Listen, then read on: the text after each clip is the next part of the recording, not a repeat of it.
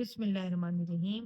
کیا آپ کو یقین ہے کہ آپ کی جیب میں رکھا ہوا وہ نوٹ صرف کاغذ کا ٹکڑا ہے یا پھر وہ ایک دہتا ہوا انگارہ ہے جسے آپ خوشی خوشی اپنے گھر لے جا رہے ہیں؟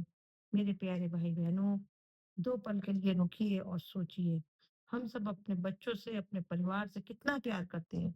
ان کے لیے ہم دن رات محنت کرتے ہیں، یہاں تک کہ جان دینے کو بھی تیار رہتے ہیں۔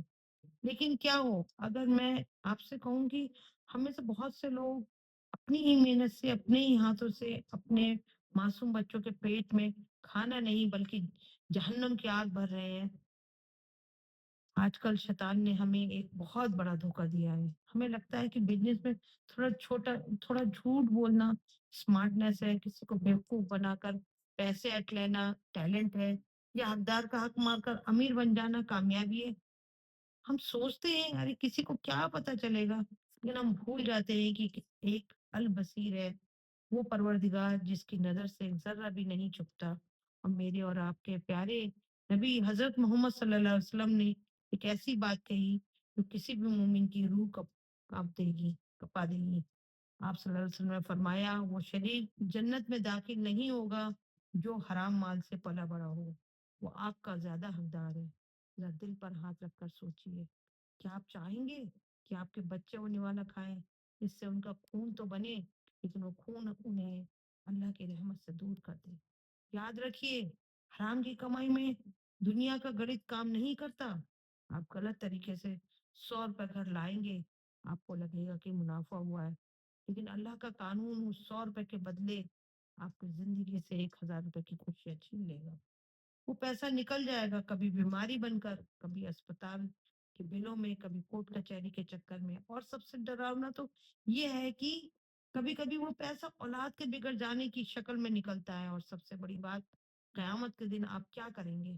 اللہ اپنے حق تو معاف کر سکتا ہے لیکن بندوں کا حق معاف نہیں کرے گا۔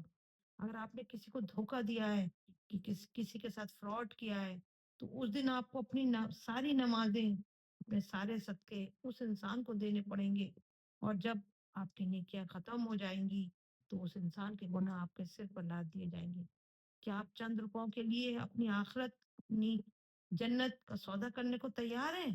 اس لیے میری آپ سے دل سے گزارش ہے، سوکھی روکھی کھا لینا، روکھی سوکھی کھا لینا، پرانے کپڑے پہن لینا، چھوٹی گاڑی میں گھوم لینا، لیکن اپنے گھر میں کبھی حرام یا دھوکے کا پیسہ مت لانا۔ ایمانداری کی کمائی میں ایک جادو ہوتا ہے جسے برکت کہتے ہیں۔ تھوڑی بھی ہوگی تو دل کو ایسا سکون دے گی جو کروڑوں کما کر بھی نہیں ملتا۔